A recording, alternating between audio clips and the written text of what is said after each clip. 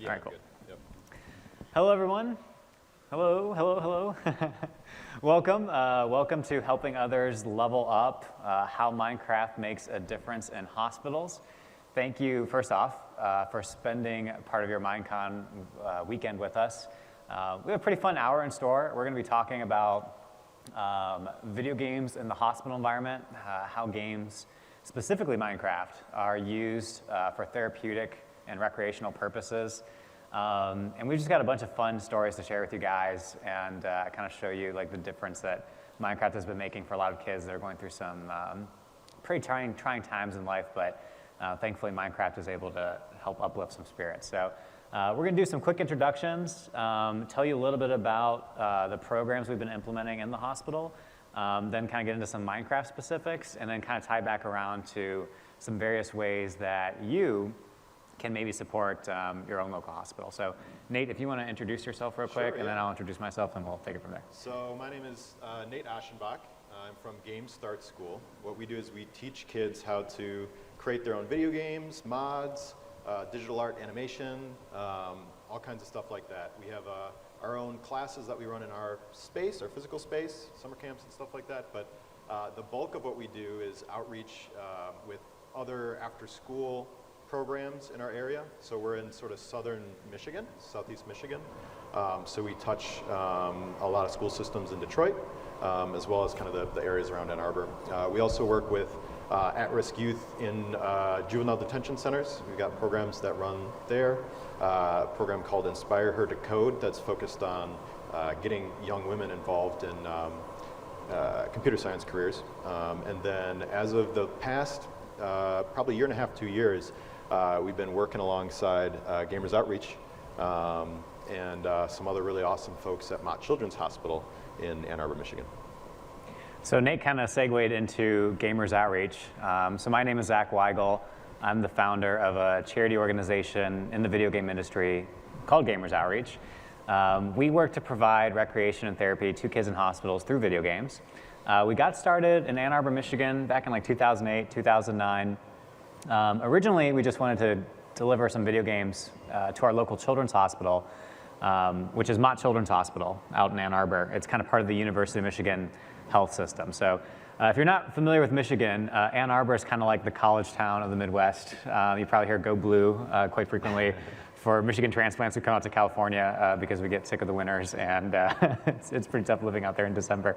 But we started working with Mott Children's Hospital and just kind of noticed that there were a lot of kids who were unable to access games that were being donated to the hospital.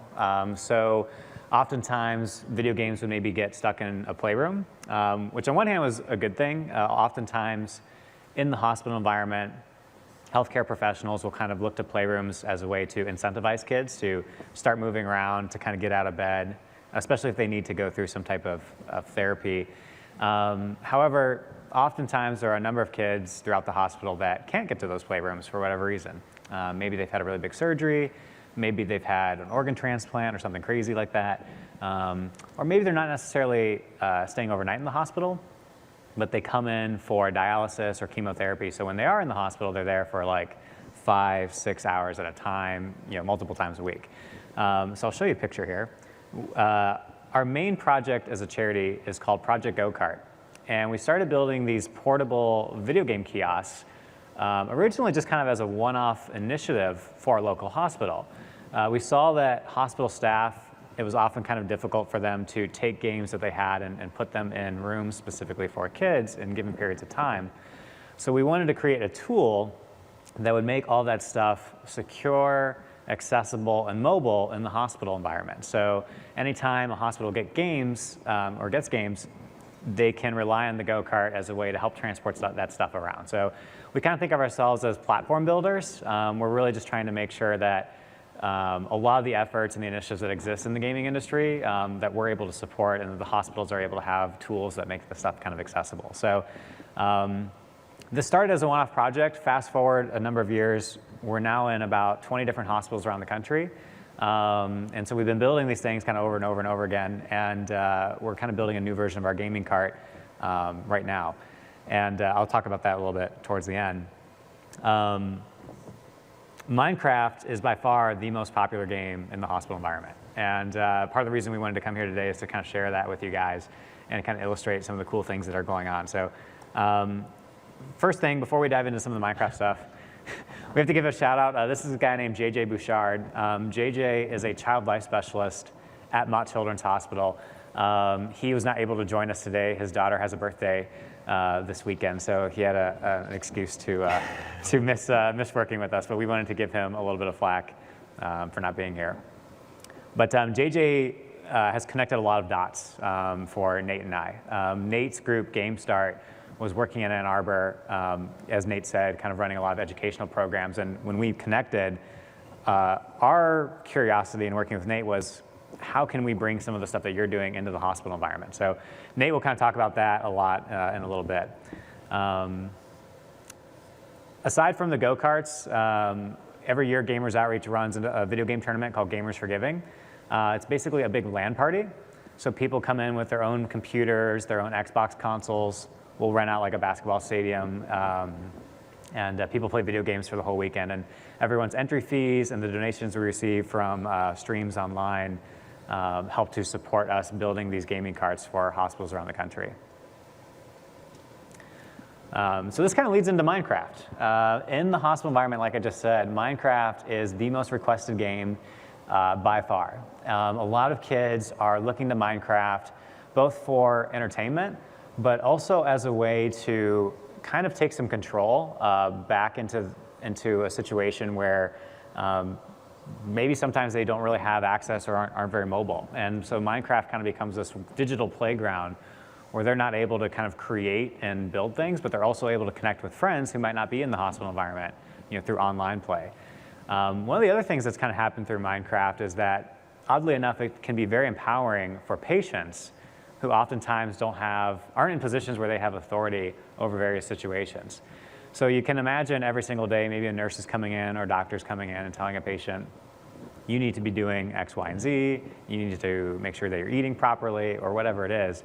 Well, Minecraft kind of offers kids an opportunity to say, hey, I'm the creator, I get to make this world. And if staff or volunteers are looking to play games with kids, it's a chance for them to kind of be in the driver's seat, which doesn't happen very often.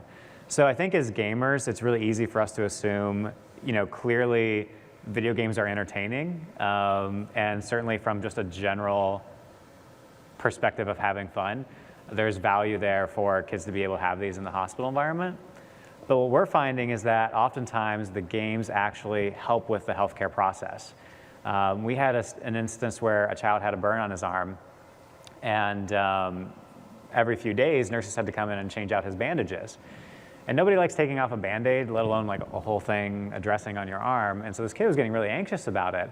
And it got to a point where like 6 different nurses had to hold him down just to complete this process. Well, somebody found out he likes playing video games. They wheeled in a go-kart and let him play for 30 minutes prior to this process happening. And this kid was like totally locked into the game, didn't really care about what was about to happen. And by the time the nurse came through, she said, hey, you know what? You can keep playing the game. Let me hold one end of the controller. You hold the other. And another nurse will just come by and take care of your arm real quick. So kind of kept it low key. This kid didn't make a fuss at all. It only took 2 nurses to do the job instead of 6. And arguably, this child had a better healthcare experience because of it. And probably from the perspective of the nurses, there's maybe an economic argument to be made, because now instead of these 6 nurses having to be with 1 patient, it only takes 2, and the other 4 can kind of go around and make sure that the other kids are doing okay. So I'll just go through some quick examples, and I'll throw it over to Nate so I'm not talking your guys' ears off. But we put the go-karts in a variety of situations. This is actually a picture from Cincinnati Children's Hospital. And the go-kart exists in their neurology unit. So if kids have some type of head injury, and that can be a whole spectrum of things, oftentimes they're hooked into various machines that can't move around, right? Because they have to be monitored and whatever else is sort of going on. So child life specialists and nurses, basically staff members in the hospital that are responsible for the well-being of patients, they'll use the go-karts as a tool to make sure that these games are accessible and that kids can play them. This is actually a photo from a dedication that we hosted. You can see the kid is playing Minecraft. It might be kind of hard to see on the screen, but his mom was sitting there, and it was the first time that he was able to kind of move out of his room in a while. And It was also the first day that we delivered the go-kart, but his mom was like so excited to see him playing a game and so that he hadn't been this happy in a while. So it's just really amazing as a gamer, you know, to see the impact that sort of our passion can have in these environments and the difference it makes for a lot of the kids. I'm going to combine the worlds of Microsoft here. The guy on the right is a Halo player named Strongside, who is very involved with the Halo community and actually kind of helps shoutcast and host some major Halo tournaments that Microsoft produces. But of course, in the background, you can see Minecraft is present, and Strongside's here sharing a controller with a patient from a go-kart that he was able to deliver through a fundraiser that he hosted. So it was interesting. We were actually meeting with the Minecraft team earlier this year, and I had a bunch of pictures of the go-karts, and just coincidentally, Minecraft somehow always happened to be in the background. And it wasn't really intentional. It just so happened that all the kids are really just playing Minecraft. And so it's a super fun game that the kids enjoy. I want to bring your attention also to one other thing, and I'll hand it over to Nate. We have this other initiative called Player 2. And we've been inviting video game enthusiasts into the hospital environment to play games with the kids and basically become digital activity managers. So oftentimes, when games are delivered to a hospital, sometimes the hospital staff need help managing all the equipment. The comparison I kind of give people that I think is a little more easy to read into is, imagine if you went to a college and donated like 100 computers. A lot of those computers would probably sit still, even if they would be beneficial to the student body, even if it's something that the college could rely on for various educational purposes, until somebody is able to deploy that equipment, set up a way to manage it all. Sometimes it'll just sit for a period of time. And we've kind of discovered this among all the hospitals we work. If on one end of the spectrum, the go-karts are kind of a way to like help make sure games are mobile. But on the other end of the spectrum, sometimes we have hospital staff members that aren't necessarily super well acquainted with games. They know that kids play them, but maybe they don't play often themselves. Maybe a small tech issue arises where an HDMI cord gets unplugged and no one really knows how to fix the Xbox. So this has been an opportunity for gamers to just come into the hospital environment and apply their knowledge as gamers in a way that supports the staff, but also helps the kids. Minecraft has been a really big connecting platform for a lot of the volunteers. Actually, the volunteer pictured here had a heart disease growing up, and was just telling me a story a few months ago where he had connected with a patient through Minecraft. So there was a patient who was hospitalized for a long period of time. This particular child enjoyed playing Minecraft, and they would play the game together. And through playing the game, this kid started opening up about some of the anxiety he had regarding his symptoms. But coincidentally, our volunteer had the same disease growing up and was able to say to him, hey, you know what, there's a light at the end of this tunnel. Everything you're going through is totally normal. I've been there myself. And not only was it kind of relieving for the patient to hear this, but his parents were in the room as well. And Minecraft was able to kind of help facilitate not only kind of a play session, but also this conversation. A lot of people forget that like kids have a hard time kind of expressing themselves as directly as we do as adults, just because we're a little more, we've had a little more years of social experience to do so. But oftentimes play becomes a way for doctors and volunteers to interact with kids and get them talking just about things that are going on, whether that's symptoms or just general procedures in the hospital. So that's just a quick overview of Gamers Outreach and some of the work we've been doing, how Minecraft has played a part. Nate's going to be able to speak to what GameStart has been doing, which is a different organization, but we partner up quite a bit out in Ann Arbor and are hoping to partner up more in some of the other hospitals we work with. But Nate's got a number of cool stories to share and how they transitioned into the hospital environment. Yeah, for sure. So as I mentioned, GameStart, it started as a school, and that's still a good bulk of what we do on a daily basis. But within that school, we were able to spend a lot of time to figure out how Minecraft works from the perspective of trying to achieve certain learning outcomes. So we mostly focus on things like learning how to program computers using different programming languages or creating digital artwork and stuff like that. But once we got paired up with the folks in the hospital, we were able to take some of that same modding platform stuff that we had built already and kind of transition it to something that was more appropriate to the hospital. So this is just a picture here of our typical classroom.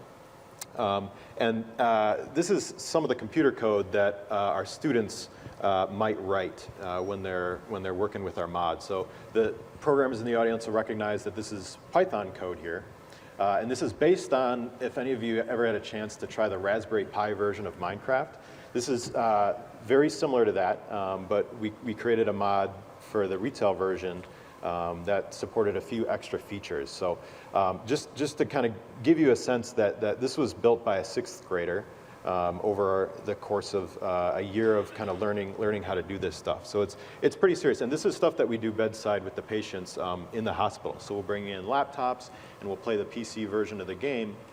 And we'll teach kids how to create spigot mods, forge mods, and this is typically kind of our entry point for them. For the younger kids, we'll have an experience that's sort of like connecting puzzle pieces together.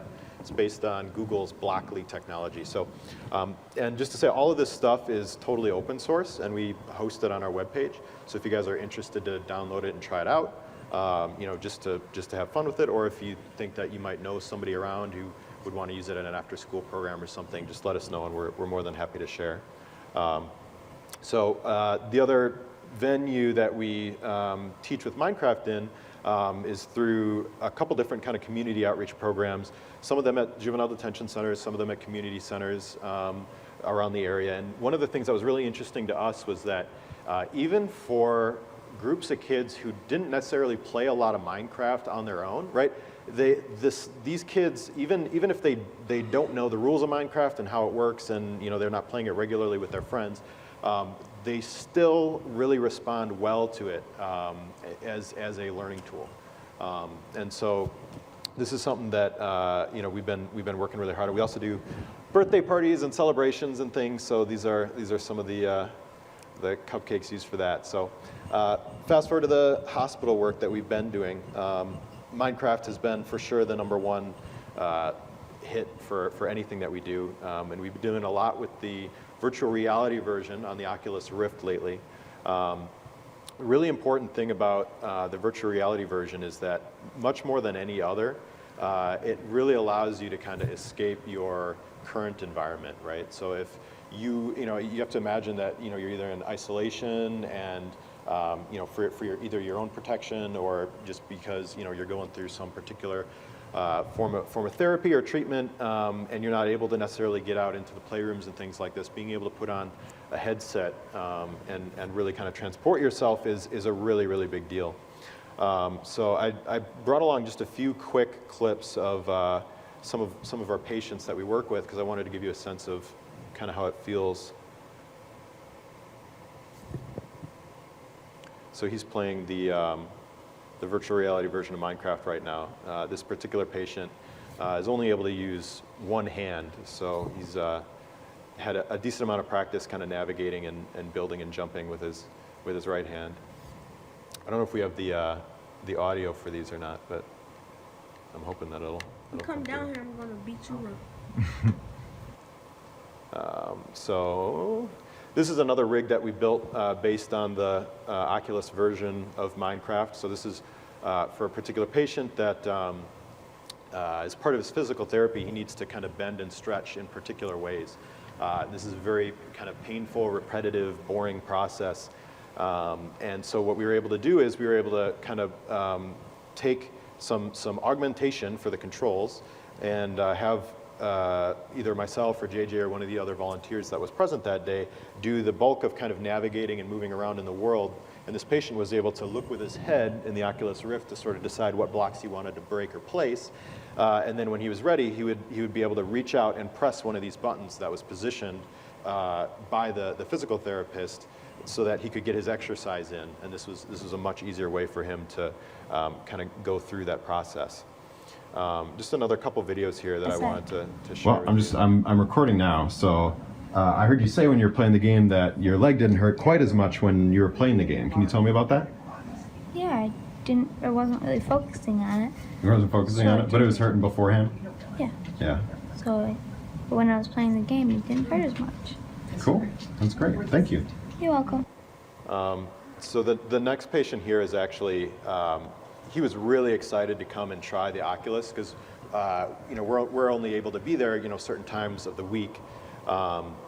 And he knew that this was something that he wanted to do, but he had some other procedures going on, and so there's kind of the scheduling, juggling that we were doing.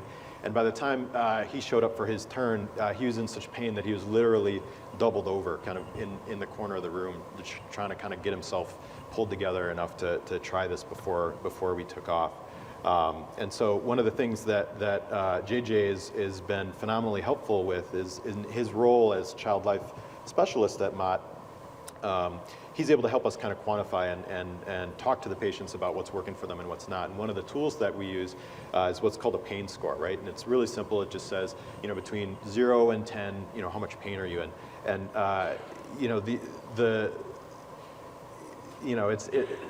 for someone who's not in this environment, you might think, a pain score of 10, it's like, somebody like punched me in the head or like stepped on my toe or something. But like a pain score of 9 is really, really high. So that's. What was your pain score before you did this? It was like a 9. What would you say it is now? A 7. What would you say it was while you were doing it? Probably 6. So this is really important to us, right? Is that I think Minecraft, more than any other game, is something that you can really kind of escape into and kind of inhabit. Like Zach was saying, it's something where you can really build your own space according to kind of how you feel. So, some days that might mean you're lining up TNT and blowing up pigs all day, right? And that's a really important form of release. But other days it might be that you're building your living room. You haven't been home in 3 months, and you're spending some time recreating that. And I had one particular patient who was his brother was sort of coaching him through, like, where's the sofa? Like, the sofa's a little bit more over here, the TV's a little over here, and he was able to kind of like work with his brother to recreate that space. And that was just a really important experience. So I'll throw it back to Zach to talk a little bit about what's going on with Go-Kart 2.0. Yeah, so the big thing, as I was mentioning earlier, is, on the gamers outreach end of things, we're trying to figure out how can we make sure that games like Minecraft are accessible in the hospital environment, and also easy to manage for the staff members. Because we know not every hospital is going to have people that are very familiar with video games or very familiar with Minecraft, and so we're trying to create the tools that enable games to be accessible in the hospital environment, and to make sure that kids in the bedside environment are able to enjoy these activities just as much as kids who are able to sort of move around easily. So I mentioned some of the gaming carts we've been building earlier. This is a photo, actually a rendering, of a new version of the go-karts that we're creating. And I should clarify too, go-karts just stands for Gamers Outreach Carts. Seemed clever at the time, so we've kind of continued to go with it. And we've been building these things for hospitals, and when we started the program, it was just sort of a one-off passion project. And if any of you have been involved in like the startup space before, especially when it comes to building like hardware, the biggest challenge you have as you grow is scale. How do you create the same thing over and over and over again in a way that is cost-effective and easy for people to build and acquire? So originally, we were kind of working with medical companies to repurpose some of their existing products that they had for video games. And now we're at this point where we're actually trying to build the carts totally ourselves so that people will be able to, hopefully in the long run, build more of them and easily support hospitals of their preference. So we're really excited. This November, we're going to be kind of manufacturing our first batch of these new units.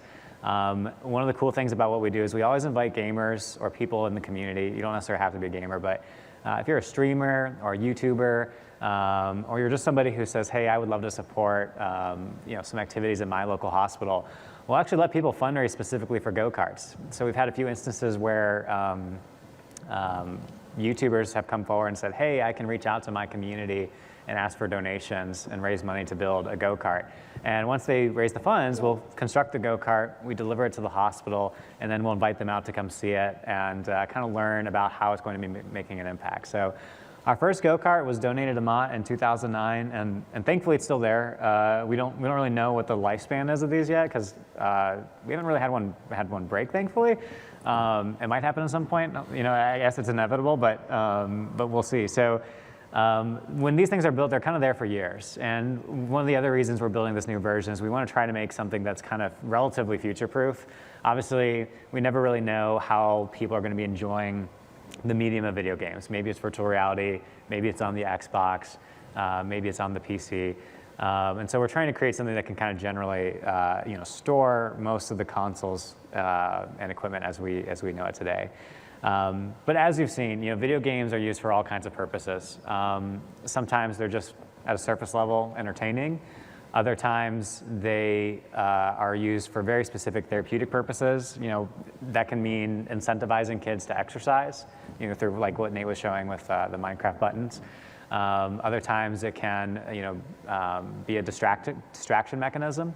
And we've had other instances where sometimes it's just a way for parents to reconnect with their kids. I was talking to a dad the other day whose child was in the hospital for dialysis. And this kid had some type of blood disease where basically even at home he had various things in his body that prevented him from running around. And this dad was saying, I can't go out on a playground or toss a football around like normal parents, but my son and I can play Minecraft together. And so that's kind of how we bond. And he was literally saying that to me as like this kid and his brother were playing a video game in the background. So it was very obvious that it was making a difference for this child. And that's how he, was able to kind of, socialize and still have that parent relationship, that wasn't necessarily totally hindered by whatever was going on from a medical perspective. So that kind of leads into the last point, which is there's a ton of opportunity for you and us, really, fellow community gamers, to be getting involved in the hospital environment. One thing that Nate and JJ, if he was here, would say as well is this isn't something that is like closed off. We got started, I've never been in the hospital environment for a long period of time personally, but I was always a gamer. And so for me, when I recognized that, hey, gaming is something that I'm passionate about and I can use it in a way that's helping other people, just from a selfish perspective, it's very fulfilling. It's super fun. You get into the hospital, you realize you're making an impact, and you're able to kind of share the joy that we have as gamers with other people who maybe aren't able to have that same experience. And you kind of realize the importance of being involved in some type of philanthropic cause. It's just something I've kind of come to believe over the years is charity is one of those things, unless you have a personal connection or you make that initial leap of faith to get involved in the first place, most people are kind of inactive at some point. And that's totally okay. I think that's the starting point where everyone, at some point is there. But I think video games become an opportunity for us to take something that we are familiar with as gamers and leverage it in a way that connects with other people in a genuine way. And then through that, we're able to sort of get involved and make a really cool impact and a really cool difference. Yeah, and keep in mind too that, it doesn't have to be super fancy, right? Like a lot of the times, even just showing up and, swapping the batteries out of an Xbox controller because the nurse, didn't know that that's what was wrong with the controller is a huge deal, and that's the difference between, a kid who's able to play Minecraft on a regular basis and not. So, whether it's just helping out and kind of getting the equipment set up, or helping to fund a go-kart, or swinging by and just playing some games, and teaching how to get to a particular potion or enchantment, like all those things make a huge difference. I think too, there are so many hospitals across the country. If you just look online, quick search, like in terms of big building children's hospitals, like major facilities, there's around 200 children's hospitals across the US. And that doesn't include like individual clinics, or various like specialized sites.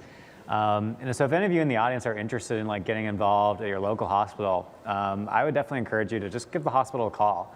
Oftentimes people come to the hospital with sort of an idea of what they want to do in the first place, but in our experience, the more you can kind of talk to the hospital and kind of ask them like, hey, what would be beneficial, the more likely it is that you'll have an opportunity to sort of get involved. I think definitely, obviously, if you're able to kind of package something to them in a way and say, hey, I'm a huge video game enthusiast. I'm familiar that there are various people around the country that are bringing games into the hospital environment or are volunteering to help kids in this environment, and I would like to maybe do some of this here. If you're able to present that to them, that's, I think, going to help them wrap their minds around what you could be doing from a volunteer perspective. But certainly reaching out to the hospital, just looking up their contact information online, and being persistent in your communication is really how you can start getting involved and making a difference. And again, to Nate's point, that can start out super modestly. I think I was still in high school when we were starting Gamers Outreach, and like we had no idea we were going to be building these go-karts, had no intention of it becoming any type of program around the country. But it just sort of grew out of us getting really excited about what was going on at our local hospital. So similarly, you never know. I mean, you could get involved at your hospital, and who knows, maybe you're leading the digital activity program that gets built out at some facility. It ends up benefiting a lot of kids and families. So that's something that's really cool that I think anyone, whether it's bringing in some games, rallying your community to come in and help kids at a hospital, or just volunteering, all of those things are definitely things that you can look into just by sort of going to your hospital's website and finding their contact information and reaching out and making sure that it's okay to get involved. With that, I'm going to leave this up and we're going to kind of move to like a question section. But real quick, this is just our Twitter information. If you have any questions later, we'll be available a little bit after the panel wraps. But if you're thinking about this online, you want to hit us up, feel free to drop a line over. And if you are interested in like building a go-kart or volunteering Gamers Outreach wise, you can check out our website, gamersoutreach.org. If you look us up on Twitter, you'll see the URL. And that's a cool way that you can just kind of find out more information about some of the things that Gamers Outreach is doing. And then Nate, similarly, GameStart has a lot of really cool programs that you could look into, and they're starting to do more VR stuff in other hospitals even outside of Michigan. So unless you have anything. So don't be afraid to reach out and ping us. Even if you're not sure where to begin or what you're, quite where you want to plug in, just get in touch and let us know. As we kind of run around and do more of these presentations, there are kind of other hospitals all over the place that are kind of asking, hey, we'd love to kind of do this, but is this something you can come do? And maybe we're not able to go to that particular hospital because it's too far away or whatever it is. But if we're able to kind of make connections and say, oh, this one person was really interested to kind of plug in, and it looks like they might be in your area, let me put you guys together. So yeah, please get in touch if you're interested. I should give a plug. I think I see Game Changers here, as well as Child's Play. So both of these guys are very West Coast based. Hello, is that Jake? I can't. Hey, what's up, man? We met like a year ago, but I was like, I think I met that. Yeah, so anyway, if you're going to get up, and it'd be great if you gave a plug for what you guys are doing, but West Coast based a lot, heavily. Right in our midst, Orange County, Game Changers is a group that delivers, I'll let you speak to it at some point if you want to, but they deliver a lot of really cool video game care packages to kids in hospitals around the country. I'm sure there's ways to get involved. So if you're in Orange County, here's something local to you right away that you might not have to reinvent the wheel. So, and Child's Play is here too. They're another big charity. You've probably heard of them. They deliver a lot of video games to different hospitals.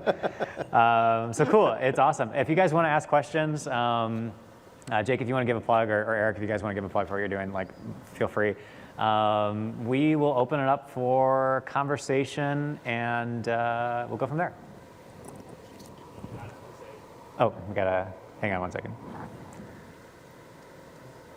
We got somebody coming down the aisle. Yeah, you're gonna get we got some reinforcements. I just want to say great job. Oh, thanks, man. Thank you. Thanks, appreciate that. Here we go. Yes. These guys are amazing, both these organizations, both these guys, and we're really inspired to be partners with them and to bring gaming to hospitals together with Child's Play. And for us, we are Game Changer. We're a local Orange County charity. We're dedicated to using games in hospitals and delivering services. And with Child's Play, we just finished the Gamers Give Back tour where we visited 30 hospitals in a year. So we continue to develop programs. And again, just it's amazing what games mean. So for us, it's inspiring that everyone's here. So thank you. Yeah. But can I ask a question? Of course, yeah, go for it. First, of the different VR platforms, have you seen a difference in patients, adopting one easier engagement-wise? Is one easier than the other? Have you seen better or different therapeutic benefit from that? Yeah, so it definitely has, it's most to do with the games, right? As with any kind of gaming platform, it's all about what experience are you trying to create. I think just to kind of rattle a few off, like the HTC Vive, Audio Shield is huge, right? So if you guys have heard of this game, it's a game where you have two controllers, and it's sort of like a Dance Dance Revolution kind of game, right? Where you've got music playing and you're kind of like moving to the music and stuff like this. But is that what the guy was playing on that video when you were streaming? Yes. That was a workout. Yeah. So and that game is great because one, it has a huge library of music. So part of it is just the kids being able to check out whatever kind of music they want to hear, right? And then plugging that up. But it's physical in a way that doesn't push you, but you know, it's fun to kind of get into it. And so just as much as you're kind of ready to be active and kind of moving in this way, you will, right? You know, we have patients who kind of, you know, keep it in here, keep it tight, keep it close, right? We have other patients who just, they get up on their feet and they're kind of doing like this, right? So that one has been huge. You know, obviously Minecraft on the Oculus is like the #1 thing right now. We're really excited to try some more with like the multiplayer stuff with that. You know, so far it's just been kind of, you know, going through, you know, survival worlds by yourself. But like those are the really big ones. I mean, we try everything. There's one, there's sort of like a go-kart game on the Oculus that's really popular too.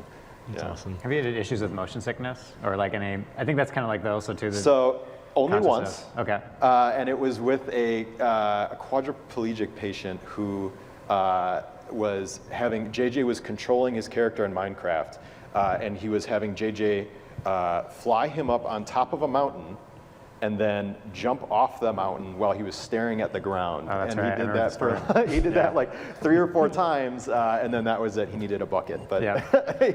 that sort of doesn't count. He did that to himself, I think. Yeah, and this is obvious for you too. I think that's something to be sensitive about, like for people in the audience. If you do get involved in your hospitals, like you'll definitely want to be mindful of the various circumstances that patients might be in, and you know, obviously if you're putting a VR headset on a kid, I think that's much more extensive. And Nate's been volunteering at our local hospital for a long time now, to where he's, you know, kind of able to do that pretty easily. Yeah. I have one more comment, one question. I just want to say, like, I mean, the carts that you've made are so awesome, and in hospitals, they play such a huge role, because sometimes, and apologize if you already said some of this, but some of the kids are in isolation, right? And they can't leave their hospital rooms. They can't go to the playroom. So even, you know, if we give a bunch of systems and stuff, you know, they aren't able to interact. They can't do that. So a lot of times we have to bring solutions to the rooms. And so that, I mean, I just commend you and your group for building that. I've seen it, you know, I think at CHLA and other hospitals, and it's awesome. So, I mean, if you could, like, if there's any stories you have or anything, I know, like, for me, anytime I go into a room and have like a one-on-one interaction, it's like the most meaningful kind of thing. So that was, I just want to, again, just say that it's really impressive what you've done. Thanks. And then one question for both of you, I guess. We know, I mean, Minecraft's obviously so popular around with everyone, right, in the world, but with hospitals and patients specifically, we see like there's other therapeutic benefit additionally, because it's like its own virtual world, right? And it kind of allows the patients to escape their reality and kind of escape the situation, right? And they forget they're in the hospital and they're in this virtual world that they can build, right? So I don't know, I mean, for me, I just, if you could either, you know, if you have any stories or any examples of, like, you know, are there games that are extra beneficial in Minecraft, like any mini games or anything you've seen, or I don't know, for us, I just know, like, being able to allow the patients to interact and have that freedom is just so amazing, and Minecraft continues to build and provide more therapeutic value that, and I don't think anyone can even imagine. So I think like the ones that definitely stick with me personally the most are the ones where the kid has something very particular in mind, sort of from their life outside the hospital, that they want to kind of recreate and inhabit. Like that really sticks with me, and that's pretty common. But the stuff that's a little more fun is making there's a lot of parkour maps that we do. So one thing is, because we kind of, the way we work is we'll kind of go and work bedside with, you know, patient by patient. A lot of times the patients will kind of be building things and say, oh, like, you got to take this to Brittany down the hall and see if she can beat it or not, right? So you get to this point where you're kind of helping create this, like, sort of community. You know, I mean, they know each other, but they don't get to hang out all the time, right? So you're this interesting role of, like, liaison.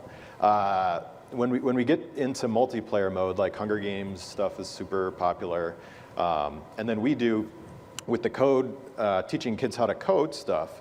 The way that works is they write some code that'll do something in particular, like shoot an exploding pig, or, you know, create a rain of arrows from the sky, or thunderbolts, or whatever.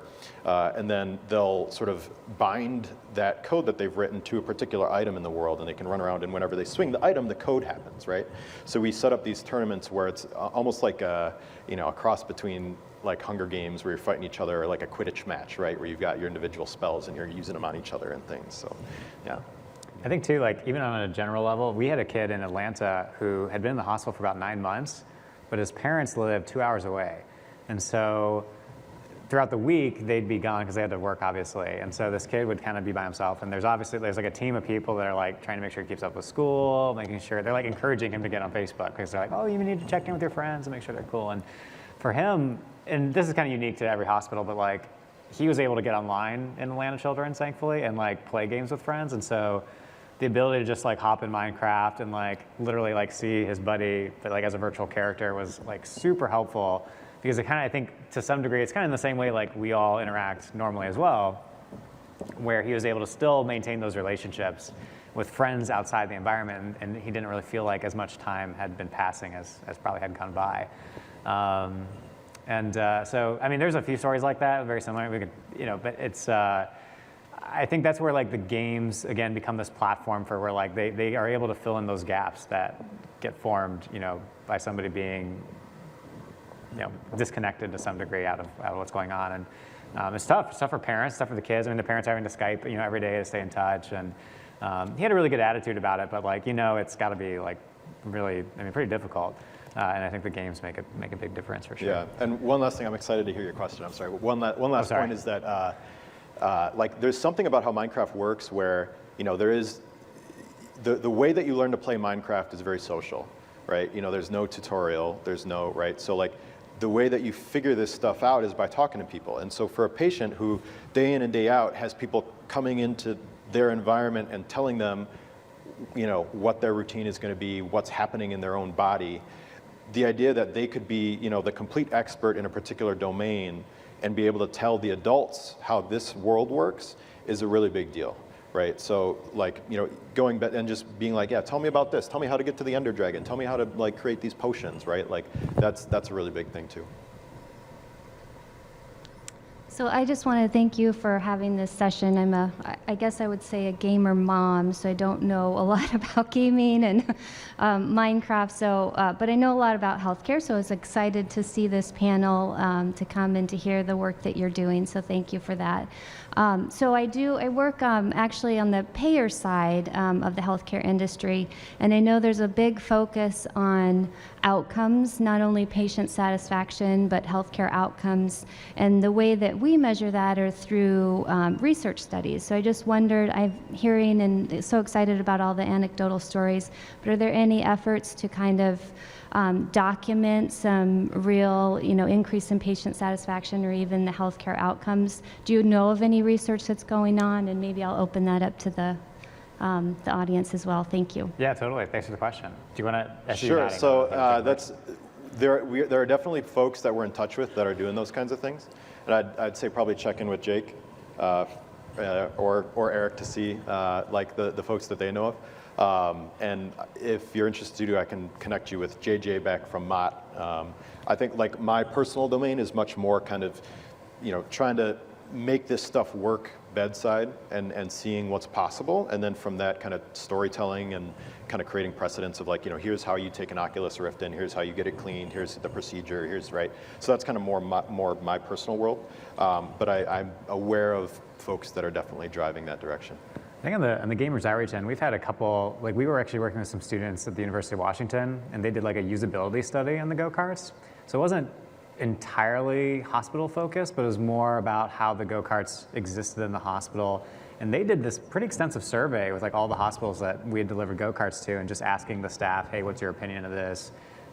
How's it functioning? How is it helping patients? And so we've got some like data that we've not published it really externally, just because it's written kind of for our understanding, but not necessarily like if you were to read through it, some things might not make sense.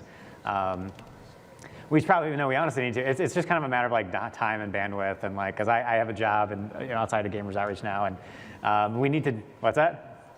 Yeah, seriously, we need to tap some interns for sure. Yeah. I'll put that on the list. But I think too, also aside from the usability study that happened, a lot of our sort of thoughts have come from just observational conversations and things with all the hospital staff members who are, in some cases, are requesting the go-karts. And we've had instances where patients have come forward and raised money to build go-karts. We had a kid in Oakland Children's Hospital who was in the hospital for a long period of time. And at the time, the hospital only had like one go-kart. And so it was shared among many, many rooms. And each day there was a waiting list. And so this kid kind of like would only get the car for 2 hours, and then he was kind of like, I want to play more games. Why are they taking it away from me? And so he got kind of frustrated and started knocking on doors for donations. Ended up raising like 15 grand. He's like 13 years old. Sent us an email and was like, hey, I've raised a bunch of money. I'd like to build more go-karts. And I didn't think it was real at first. We had to like call the hospital and his mom was like CC'd, so it was pretty funny. And sure enough, though, the hospital reached out and they're like, hey, we've got this patient who's on this fundraiser. So internally, we have seen kind of the validation of the program, and I think we need to make some efforts to like specifically talk about some of that stuff more, and could be doing a better job of it. Super important. Yeah. And yeah, to Nate's point, there are definitely groups that are like doing more like general research about like the impact of games, in terms of like psychological effects and healthcare and things like that. And I think we, but definitely as Gamers Outreach, like could be doing more to kind of like talk about that side of things. And we sort of know internally like, hey, this is beneficial, if only because we're getting asked for it by the hospitals sometimes. But I think doing more to like publicly make that known would be good. Part of our, if we have a superpower, it's that we're super direct about supporting the patient experience, right? So like in the environment of the hospital, there's all this process for very good reason, right? It's super important that you really be on point with this stuff. It really matters a lot, like with the healthcare that's happening. But part of the reason why we're able to do what we do is that we just say, this is going to be awesome for this kid this afternoon. Let's make it happen, like regardless of everything else, right? So but then to be able to take kind of that attitude of like, pushing for something that we know is intuitively going to be awesome for a particular patient and saying, how do we represent this as a scalable process is, a mountain we haven't. Especially even like healthcare professionals, right? Because I think it's something where like we see it every day, but yeah.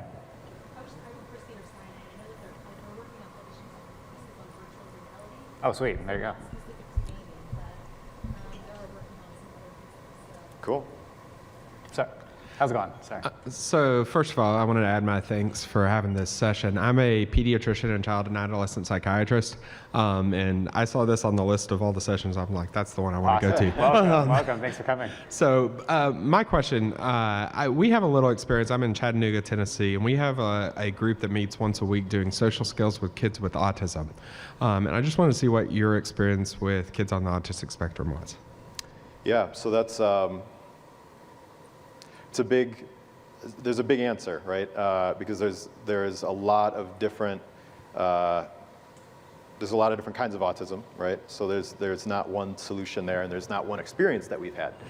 We do get feedback from a lot of parents who have told us that they find a fit in kind of the events and the classes that GameStart runs, in particular with Minecraft, that they haven't been able to find anywhere else. And I wish I could say that we were, in a better position to, what do you say, like, all of our staff isn't necessarily equipped to focus on that in particular all the time, if that makes sense, right? But at the same time, for the students who've been able to kind of come into the activities that we do run, it's been a really good experience. So yeah, more than happy to kind of follow up after this as well too, if you have more questions. We had an instance as well where we were working with a parent, actually really early on in the years of Gamers Outreach. Before we were building the go-karts, we did a fundraiser for a local chapter of the Autism Society of America. And at the time, we were working with parents, again, kind of like anecdotal, observational, just conversations and things, but we're working with a parent whose child was a huge gamer, and throughout his normal school day was always having kind of like various challenges interacting socially with other kids, whether that was just because of what was going on or because other kids didn't really understand or weren't willing to take the time to socialize with him. And one thing this parent would tell us is like video games were that even playing field where when this kid was online and he was connecting with other kids at school, all that stuff went out the window, and everyone is socializing, they're playing the game, and that's where the primary method of communication is coming from. So from a social perspective, I think the games help create that playing field for everybody to kind of connect together in a way that takes away a lot of barriers that exist otherwise. And similarly, like in terms of focusing and being able to maybe accomplish like a particular task or pursue some objective, I think games have a kind of a weird way of making those things, I don't want to say easier necessarily, but for some reason it's easier to accomplish certain goals in the game, and perhaps that can be parlayed into, teaching and education, and especially folks who might be challenged in that regard to some degree. I mean, even ADD. Nolan Bushnell, the creator of Atari, makes a really interesting point about how a lot of schools are diagnosing kids with ADD, and he questions, like, why is it that I can sit a kid in front of a video game and have their complete attention, yet when they're in school and working on something else, like, they're all over the place? And his argument, I don't want to go down this road necessarily in our panel, we don't have time for it, but his argument is that there's nothing wrong with the kids, your content is boring. And the games, he's able to create games that are like more engaging. So arguably, I mean, I don't know how true that is necessarily. Obviously, I'm sure there's all kinds of spectrums, but the point still is that there is something about games that is more engaging, I think at the least. Whether or not you agree with Nolan Bushnell that's again another rabbit hole to go down. But like, it was a bold statement I think that he made that I think is fascinating. So, in our experiences, games have been very helpful in terms of actual like hard data and research. We haven't done a lot specifically with autism. We're just generally trying to serve a lot of the patients that are there. But great question, certainly really good. How's it going? Hi. Like the other people who have spoken before me, I really appreciate you guys coming out. I appreciate your work, so thank you for that. Thanks for coming out. Appreciate it. And like the pediatrician before me, I work in the pre-hospital healthcare environment, and when I saw this event, I knew I had to go to it. Sweet. Anyway, so one service that many ambulance services offer is critical care transport, where you're taking patients from one facility to the next. And a lot of these patients happen to be very sick kids who are in a lot of pain and discomfort. And to make matters worse, they're going to be confined, strapped into a gurney for hours on end, potentially. And I was wondering if maybe you would consider bringing your services to that environment.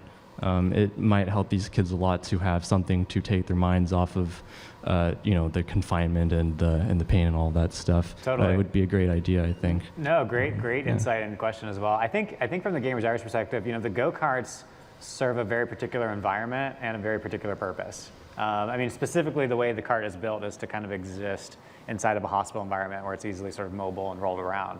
I think there are other tools in emergency care vehicles, ambulances and things that would probably be better suited, even an iPad, just because it's a little more secure. I wouldn't say secure, but it's just a little, obviously, just the design is smaller, and it's not as difficult for an ambulance to monitor an iPad or for that to get lost in that environment. The go-karts exist, and the reason they're kind of the size and scale that they are is mainly because, in the hospital environment, anytime technology gets donated, somebody has to kind of look over it, whether it's a game disc, whether it's iPads or laptops. At some point, someone has to create the tools and a process to kind of manage all that inventory.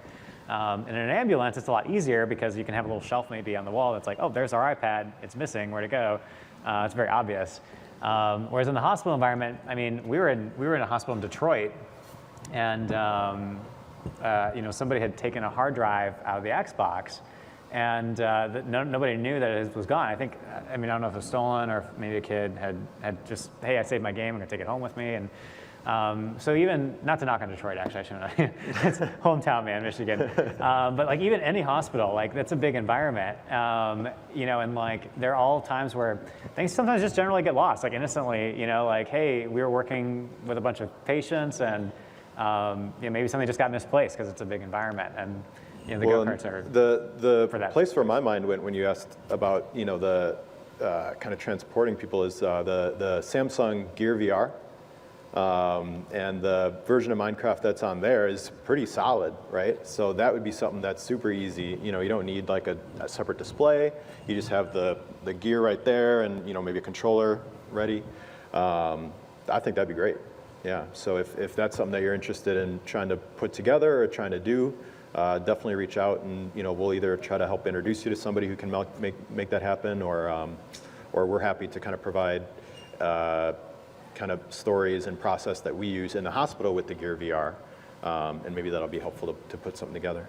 It might be something you could even try to help fundraise for too. You know, if you're connected with some of those people, like if you were to create a fundraiser and like just get some of that stuff going. Literally, that's how it all starts, right? Is somebody has the idea, and then champions the cause internally, and then that stuff happens. So I go for it. Super cool. Hey. Hi. Hey there. I'm just wondering, for any of the 20 hospitals that y'all are currently in, did any of them raise concerns about logistical issues that for any of us here that might want to approach our local hospital to kind of prepare for how to sell it? We're kind of playing this game on easy mode because we have JJ, who we had a slide of earlier in our presentation. He's started as a child life specialist at Mott Children's Hospital, but has sort of created his own position, which he calls the digital media manager, right? So, and exactly what that is always kind of shifting and changing with, just with what's working, right? But really, the gist of it is like video games are awesome. This technology is amazing. Let's get it in. Let's figure out how to use it, right? So for us, we've been lucky in that he is able to handle a lot of the kind of red tape, bureaucracy, and frankly, he's able to take on a lot of the risk, right, associated with the things that we're trying to do. So when we bring in a new headset, and there is no document anywhere that describes exactly what's required of a nurse to properly clean this equipment between patients, we have to figure something out, right? And it's JJ who's been able to kind of help us make sense of that in a way that's responsible and safe, but also super effective for the kids. I think also it might be worth, I don't know if we took the time to define child life specialist. Yeah. So we've kind of been dropping this staff role throughout our presentation. A lot of hospitals have these people called child life specialists, or they'll have a child life department. And a child life specialist is kind of like a pseudo parent in the hospital. So if a child is in the hospital, they are talking to nurses and doctors who are concerned with treatment. And the child life specialist is kind of the person who takes care of kids in between all that stuff. So they're the ones who are responsible for quality of life. They're the ones who are responsible for creating activities for kids and maybe educating kids about what's going on in the hospital environment and who all these people are that are interacting with them very regularly. So if you do look to get involved at your local hospital, a great place to start is a hospital's child life department. So when you do go and try to find the hospital's contact information, they might connect you with a foundation, they might connect you with like volunteer services, or there are various like entities that typically exist. They will try to connect you with the IT department. Don't do that. Yeah, don't do that. You want to talk to people who are working with the kids on a day-to-day basis. Specifically ask if they have a child life department or a child life specialist. And if you tell them that you're into video games, you're a video game enthusiast, that's kind of how we started with Gamers Outreach. I mean, we started just talking to the hospital. They connected us with our child life department. And then every time now when we do try to interact with the hospital, those are the first people we try to look towards. And thanks to a lot of things we've done at Mott, we're able to point to that as an example to say, hey, here's what we did at this hospital. It kind of worked there. We'd love to bring it to your environment. We don't want to force it on anybody. Like if the hospital's like, you know what, honestly, this isn't going to work for us, totally fine. Totally okay. We're okay with that. It hasn't happened yet, but if it were to, we're not trying to like weasel our way in or anything. So I think that's kind of a good place to start. And every hospital is unique and has their own staff and things like that, but you'll find it. Hello. Hey. Hi. I'm going to try and get through this without crying, so forgive me if I cry. Oh boy, all the feels. So my son passed away a couple weeks ago. I'm going to try and get through this. And he's here with 3 of his friends and his brother. And can you hear me? You might need to turn the mic a little bit down. There you go. Thank you.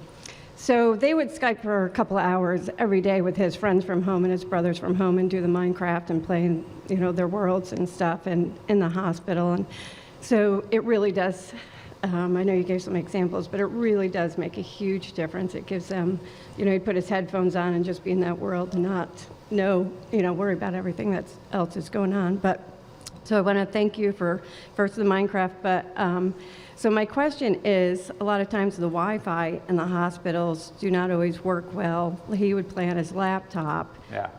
How are the carts in different areas of the hospital? Do they need Wi-Fi, and is that going to be an issue? Yeah, great question. And thanks for sharing your story too and getting up and talking to us about that. That's really powerful. The go-karts, it just kind of depends on the hospital. We'll always try to install games on the go-karts that are like tech friendly, you know. So when we especially if we're delivering like an Xbox One, we'll like create accounts for the hospital ahead of time, and we'll try to install games that would benefit from Wi-Fi but don't necessarily need it. So Children's Los Angeles, actually, as an example, they have Wi-Fi in the hospital, but sometimes if a kid tries to connect, you know, an Xbox will like prompt for an update, and it kind of causes all sorts of problems. So the workaround we've kind of been finding right now is we'll just tell the hospital, like, make sure you try to avoid connecting to the Wi-Fi. And if a kid does, just disconnect it, and they should be able to play the games fine. But that's definitely like a tech challenge that's kind of unique to the current generation of consoles. And we've had some light conversations with Xbox about it, just like, hey, you know, it'd be nice if this wasn't a requirement for some of these games. So it depends. We don't really require Wi-Fi for the go-karts. You know, there's usually always some type of games that we can add on that don't need internet. But if a hospital does have Wi-Fi, if it's a strong signal especially, then it's obviously beneficial for patients, as we've seen. But it's very unique to each hospital. And some hospitals we work with totally have great internet connections. Some have very little, if any. So we try to create things that are as generally friendly as possible, you know, for the hospitals to have and the patients to enjoy. It just kind of depends. Kind of depends on the situation.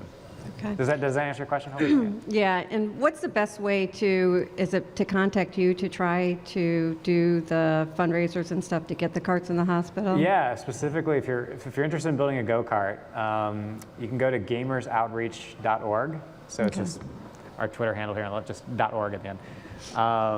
And there's information there. We have like a contact email on the website. You can just drop us a line, or even just hit me up before we leave too. I'll give you one of my cards, and we can exchange emails. Okay. And to the gamers, if you do volunteer, it makes such a huge difference with the kids, because most of the staff members don't necessarily know how to play Minecraft. So if you know how to play Minecraft and you volunteer, it would make a huge difference in the kids' lives. Totally. So. All right. Thank you for coming up. I appreciate that. We have 15. We're actually 18 seconds over, so we're going to probably cut out. No one's like taken the cane to us yet. But hey, thanks everybody for coming out. Enjoy the rest of MineCon, and we'll be out in the corner here if you have any other questions. So thank you. Cool. Thanks.